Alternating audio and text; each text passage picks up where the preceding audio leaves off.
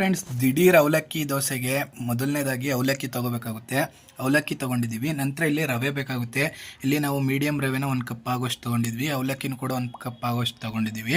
ನೀವು ಇಲ್ಲಿ ಮೀಡಿಯಂ ರವೆ ಅಥವಾ ಚಿರೋಟಿ ರವೆ ಯಾವುದನ್ನಾದ್ರೂ ಬಳಸ್ಬೋದು. ಜೊತೆಗೆ ಒಂದು ಸ್ವಲ್ಪ ಮೊಸರು ಬೇಕಾಗುತ್ತೆ.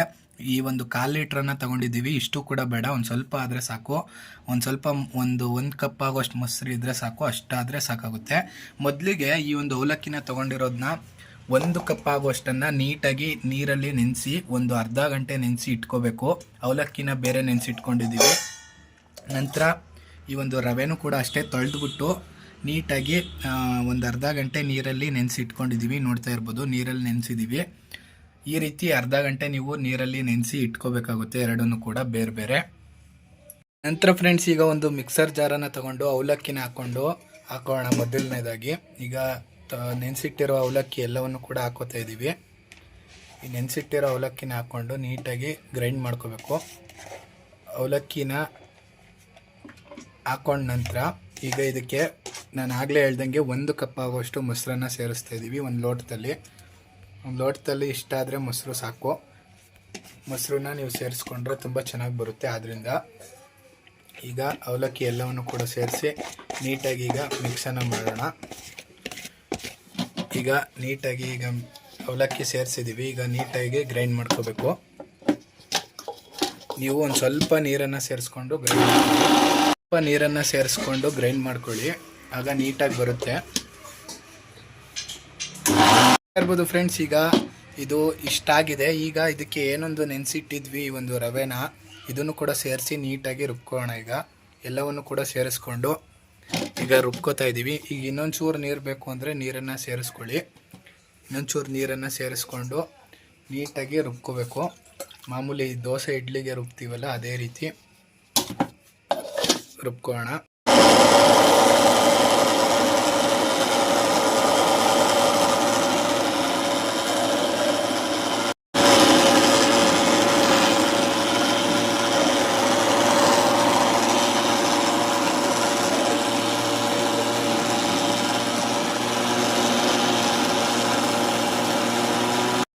ನೋಡ್ತಾ ಇರ್ಬೋದು ಫ್ರೆಂಡ್ಸ್, ಈಗ ಈ ಒಂದು ಅದಕ್ಕೆ ಒಂದು ಸ್ವಲ್ಪನೇ ಹಿಟ್ಟನ್ನು ಸೇರಿಸ್ಕೊಂಡು ದೋಸೆ ಹಿಟ್ಟಿನ ಅದಕ್ಕೆ ರುಬ್ಕೋತಾ ಇದ್ದೀವಿ. ನೋಡಿ, ಇದೇ ರೀತಿ ಇನ್ನೂ ಒಂದಷ್ಟನ್ನು ಇಟ್ಕೊಂಡಿದ್ದೀವಿ. ಇದನ್ನು ಕೂಡ ಇದೇ ರೀತಿ ರುಬ್ಕೊಳ್ಬೇಕು. ನೀಟಾಗಿ ರುಬ್ಕೊಂಡ ನಂತರ ಅದಕ್ಕೆ ಇನ್ನೊಂದು ಐಟಮ್ ಮರ್ತಿದ್ವಿ ನಾವು ಹೇಳೋದನ್ನು ಮೊದಲೇ, ಸೋಡಾನ ಸೇರಿಸ್ಬೇಕು. ಇದಕ್ಕೆ ಅಡುಗೆ ಸೋಡಾ ಅಥವಾ ಈ ಒಂದು ಈನೋನ ನೀವು ಸೇರಿಸ್ಬೇಕಾಗುತ್ತೆ. ಆದ್ದರಿಂದ ಅದನ್ನು ಸೇರಿಸೋಣ ಲಾಸ್ಟ್ಗೆ. ಈಗ ಇದನ್ನು ಕೂಡ ರುಬ್ಕೋತೀವಿ ಅದೇ ರೀತಿ. ನೋಡ್ತಾ ಇರ್ಬೋದು ಫ್ರೆಂಡ್ಸ್, ಈಗ ಮಿಕ್ಕಿದ್ದೆಲ್ಲವನ್ನು ಕೂಡ ಈ ರೀತಿ ಹಾಕೋತಾ ಇದ್ದೀವಿ. ಈಗ ನೋಡಿ, ಈಗ ಇದಕ್ಕೆ ನೀವು ಇನ್ನೂ ಒಂದು ಮೇಯ್ನ್ ವಸ್ತು ಇದನ್ನು ಹಾಕಲೇಬೇಕು ನೀವು, ಯಾಕಂದರೆ ಇದನ್ನು ನಾವು ದಿಢೀರಾಗಿ ಮಾಡ್ತಿರೋದ್ರಿಂದ ಅಡುಗೆ ಸೋಡಾನ ಈಗ ಸೇರಿಸ್ಕೋತಾ ಇದ್ದೀವಿ. ನೋಡ್ತಾ ಇರ್ಬೋದು, ಅಡುಗೆ ಸೋಡಾ ಕಾಣಿಸ್ತಿದೆ ಅನ್ಕೋತೀನಿ. ಈ ಅಡುಗೆ ಸೋಡಾನ ಹಾಕ್ಕೋತಾ ಇದ್ದೀವಿ, ನೋಡ್ತಾ ಇದ್ದೀರಲ್ಲ. ಜೊತೆಗೆ ಇಲ್ಲಾಂದರೆ ಏನನ್ನಾದರೂ ನೀವು ಹಾಕ್ಕೊಂಡು ಕಲಿಸ್ಕೋಬೋದು. ಜೊತೆಗೆ ಉಪ್ಪನ್ನು ಕೂಡ ರುಚಿಗೆ ತಕ್ಕಷ್ಟು ಉಪ್ಪನ್ನು ಕೂಡ ಹಾಕೋಬೇಕು. ಸ್ವಲ್ಪ ಉಪ್ಪನ್ನು ಕೂಡ ಸೇರಿಸ್ಕೊಳ್ಳೋಣ. ಈಗ ಉಪ್ಪನ್ನು ಕೂಡ ಆ್ಯಡ್ ಮಾಡ್ಕೊತಾ ಇದ್ದೀವಿ. ನೋಡ್ತಾ ಇರ್ಬೋದು, ಈಗ ಉಪ್ಪನ್ನು ಕೂಡ ಆ್ಯಡ್ ಮಾಡ್ಕೊಂಡಿದ್ದೀವಿ. ಈಗ ಇದನ್ನು ನೀಟಾಗಿ ಕಲಸಿ ಒಂದು 10 ನಿಮಿಷ ಬಿಟ್ಟರೆ ನಮ್ಮ ಒಂದು ದಿಢೀರ್ ಅವಲಕ್ಕಿ ದೋಸೆ ಹಾಕೋದಕ್ಕೆ ರೆಡಿಯಾಗುತ್ತೆ. ಈಗ ಇದನ್ನು ಒಂದು 10 ನಿಮಿಷ ಬಿಡೋಣ. ಒಂದು ತಟ್ಟೆನ ಮುಚ್ಚಿ ಇರ್ಬೋದು ಫ್ರೆಂಡ್ಸ್. ಈಗ ನೀಟಾಗಿ ಒಂದು 10 ನಿಮಿಷ ಆದ ನಂತರ ಇದೇನಾದ್ರು ಒಂದು ಸ್ವಲ್ಪ ತೆಳ್ಳೆ ಅನ್ಸಿದ್ರೆ ಅಥವಾ ಗಟ್ಟಿ ಅನ್ಸಿದ್ರೆ ನಿಮಗೆ ನೀರು ಹಾಕೊಳ್ಳಿ. ತೆಳ್ಳೆ ಅನ್ಸೋದಿಲ್ಲ, ಯಾಕಂದರೆ ಒಂದು ಸ್ವಲ್ಪ ನೀರು ಹಾಕ್ಕೊಂಡು ರುಬ್ಬಿರೋದ್ರಿಂದ. ನೀವು ನೋಡ್ತಾ ಇರ್ಬೋದು, ಒಂದು ಸ್ವಲ್ಪ ನಿಮಗೆ ಗಟ್ಟಿ ಅಂತ ಅನ್ಸ್ಬಿಟ್ರೆ ಒಂದು ಸ್ವಲ್ಪ ನೀರು ಸೇರಿಸ್ಕೊಳ್ಳಿ. ಈಗ ಇರ್ಬೋದು, ಇಲ್ಲಿ ಈ ಕಡೆ ಹಂಚನ್ನು ಕೂಡ ಇಟ್ಕೊಂಡಿದ್ದೀವಿ ಕಾಯೋದಕ್ಕೆ. ಈ ಹಂಚಕ್ಕೆ ಮೊದಲು ನೀವು ಒಂದು ಈರುಳ್ಳಿನ ತಗೊಂಡು ನೀಟಾಗಿ ಈರುಳ್ಳಿನ ಹಂಚು ಮೇಲೆ ಹಾಕಿ ಈ ರೀತಿ ಉಜ್ಜೋದ್ರಿಂದ ದೋಸೆ ಚೆನ್ನಾಗಿ ಬರುತ್ತೆ ಅಂತ ಈ ರೀತಿ ಈರುಳ್ಳಿನ ಹಂಚಿಗೆ ಹಾಕ್ತೀವಿ. ಈಗ ಹಂಚು ಕೂಡ ಕಾಯ್ತಾ ಇದೆ. ಈಗ ದೋಸೆನ ಹಾಕೋಣ. ಈಗ ದಿಢೀರಾಗಿ ನಮ್ಮ ಒಂದು ಅವಲಕ್ಕಿ ದೋಸೆ ರೆಡಿ ಆಗುತ್ತೆ. ನೋಡ್ತಾ ಇರ್ಬೋದು ಎಷ್ಟು ಚೆನ್ನಾಗಿ ಬರುತ್ತೆ ಅಂತ. ನೋಡಿ, ನೀವೇ ನೋಡಿ ಎಷ್ಟು ಚೆನ್ನಾಗಿ ಬರ್ತಾ ಇದೆ. ತುಂಬ ಚೆನ್ನಾಗಿ ಬರ್ತಾ ಇದೆ. ನೋಡ್ತಾ ಇರ್ಬೋದು, ನೋಡಿ ಎಷ್ಟು ಚೆನ್ನಾಗಿ ಬಂದಿದೆ ಅಂತ.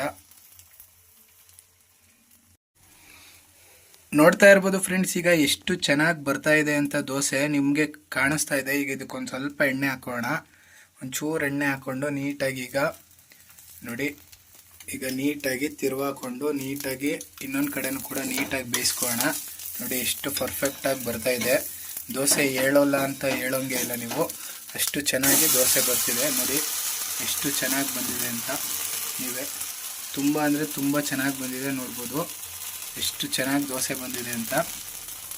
ಇದೇ ರೀತಿ ಈಗ ಇದನ್ನು ನೀಟಾಗಿ ಬೇಯಿಸ್ಕೊಳ್ಳೋಣ. ನೋಡ್ತಾ ಇರ್ಬೋದು ಫ್ರೆಂಡ್ಸ್, ಈಗ ಎಷ್ಟು ಚೆನ್ನಾಗಿ ಬಂದಿದೆ ಅಂತ. ಈಗ ಇದೇ ರೀತಿ ಎಲ್ಲವನ್ನು ಕೂಡ ನೀವು ಬೇಯಿಸ್ಕೋಬೇಕಾಗುತ್ತೆ. ನೋಡಿ ಪರ್ಫೆಕ್ಟಾಗಿ ನಮ್ಮ ಒಂದು ದಿಢೀರ್ ಅವಲಕ್ಕಿ ದೋಸೆ ಎಷ್ಟು ಚೆನ್ನಾಗಿ ಬಂದಿದೆ ಅಂತ ನೀವೇ ನೋಡಿ. ತುಂಬ ಅಂದರೆ ತುಂಬ ಚೆನ್ನಾಗಿ ಬಂದಿದೆ. ಇದಕ್ಕೆ ನೀವು ಚಟ್ನಿ ಅಥವಾ ಗೊಜ್ಜು, ಟೊಮೊಟೊ ಗೊಜ್ಜು ಅಥವಾ ಏನಾದರೂ ಜೊತೆಗೆ ಸರ್ವ್ ಮಾಡಿಕೊಂಡು ತಿನ್ಬೋದು. ಈಗ ಅದೇ ರೀತಿ ಇನ್ನೊಂದನ್ನು ಕೂಡ ಹಾಕ್ಕೊಳ್ಳೋಣ. ನೀವು ಇದೇ ರೀತಿ ಹಾಕ್ಕೊಳ್ಳಿ, ಎಲ್ಲ ಕೂಡ ಇದೇ ರೀತಿ ಬರುತ್ತೆ. ಈಗ ಇದನ್ನು ಸರ್ವನ್ನು ಮಾಡ್ಕೊಳ್ಳೋಣ ಫ್ರೆಂಡ್ಸ್. ನೋಡ್ತಾ ಇರ್ಬೋದು ಫ್ರೆಂಡ್ಸ್, ಇನ್ನೊಂದನ್ನು ಕೂಡ ಹಾಕೋತಾ ಇದ್ದೀವಿ ಅದೇ ರೀತಿ. ನೋಡಿ ಈಗ ಇದೊಂದು ಸ್ವಲ್ಪ ಬೇಯಬೇಕು. ನೋಡ್ತಾ ಇರ್ಬೋದು ಫ್ರೆಂಡ್ಸ್, ಈ ರೀತಿ ಬಂದಿದೆ. ಇಷ್ಟು ಬಂದರೆ ಸಾಕಾಗುತ್ತೆ. ನೋಡಿ ತುಂಬ ಅಂದರೆ ತುಂಬ ಚೆನ್ನಾಗಿ ಬಂದಿದೆ. ನೋಡಿ ಫ್ರೆಂಡ್ಸ್, ಈಗ ಎರಡೂ ಕಡೆ ಈ ರೀತಿ ಬೆಂದಿದೆ. ಇಷ್ಟು ಬೆಂದರೆ ಸಾಕು, ಪರ್ಫೆಕ್ಟಾಗಿ ದೋಸೆ ರೆಡಿಯಾಗಿದೆ. ಇದನ್ನು ಕೂಡ ಸರ್ವ್ ಮಾಡೋದಕ್ಕೆ ಹಾಕೋಣ. ನೋಡಿ ಈಗ ಎರಡೂ ಕೂಡ ರೆಡಿಯಾಗಿದೆ. ಈಗ ಇದನ್ನು ಸರ್ವನ್ನು ಮಾಡ್ಕೊಳ್ಳೋಣ ಫ್ರೆಂಡ್ಸ್. ನೋಡ್ತಾ ಇರ್ಬೋದು ಫ್ರೆಂಡ್ಸ್, ಈಗ ಇದನ್ನು ಟೊಮೊಟೊ ಗೊಜ್ಜಿನ ಜೊತೆ ಸರ್ವನ್ನು ಕೂಡ ಮಾಡ್ಕೊಂಡಿದ್ದೀವಿ. ಈಗ ಇದು ಹೇಗಿದೆ ಅಂತ ತಿಂದು ಹೇಳುವಂಥ ಸಮಯ. ಬನ್ನಿ ಫ್ರೆಂಡ್ಸ್. ನೋಡ್ತಾ ಇರ್ಬೋದು ಫ್ರೆಂಡ್ಸ್, ಈಗ ದೋಸೆ ಕೂಡ ಕಾಣಿಸ್ತಾ ಇದೆ ಅನ್ಕೋತೀನಿ. ಈಗ ಇದು ಹೇಗಿದೆ ನೋಡಿ, ಎಷ್ಟು ಚೆನ್ನಾಗಿ ಬಂದಿದೆ. ಇದು ಬಂದಿರುವಂಥ ದೋಸೆನ ಈಗ ಟೇಸ್ಟ್ ಮಾಡಿ ಹೇಳುವಂಥ ಸಮಯ. ನೋಡ್ತಾ ಇರ್ಬೋದು, ಈಗ ತುಂಬ ಅಂದರೆ ತುಂಬ ಚೆನ್ನಾಗಿದೆ. ನೀವು ಕೂಡ ಮನೆಯಲ್ಲಿ ಈ ಒಂದು ದಿಢೀರ್ ಅವಲಕ್ಕಿ ದೋಸೆನ ಟ್ರೈ ಮಾಡಿ. ಹೇಗೆ ಬಂತು ಅಂತ ಕಮೆಂಟ್ ಬಾಕ್ಸಲ್ಲಿ ಕಮೆಂಟ್ ಮಾಡಿ ಅಂತ ಹೇಳ್ತಾ ಸಿಗೋಣ ಇನ್ನೊಂದು ಹೊಸ ವಿಡಿಯೋದ ಜೊತೆ ಫ್ರೆಂಡ್ಸ್.